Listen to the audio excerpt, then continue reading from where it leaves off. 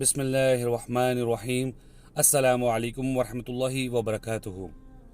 حضرت یونس علیہ السلام جب ان سے کوتاہی ہوئی تو مچھلی کے پیٹ میں ان کو ڈال دیا گیا تھا، اور پھر ان کو یہ کلمات سکھائے گئے تھے جن کو پڑھنے کے بعد ان کو مچھلی سے باہر نکال دیا گیا تھا، اور کہا جاتا ہے کہ اگر وہ یہ کلمات نہ پڑھتے تو قیامت تک مچھلی کے پیٹ میں ہی رہتے۔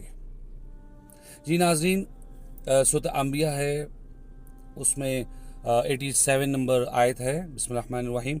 لا الہ الا انت سبحانک انی کنت من الظالمین۔ تیرے سوا کوئی معبود نہیں، تو پاک ہے، یقیناً میں ظالموں میں سے ہوں۔ جی ناظرین، آپ نے یہ کلمات جو ہیں یقین کے ساتھ پڑھنا ہے، اس کی گواہی دینی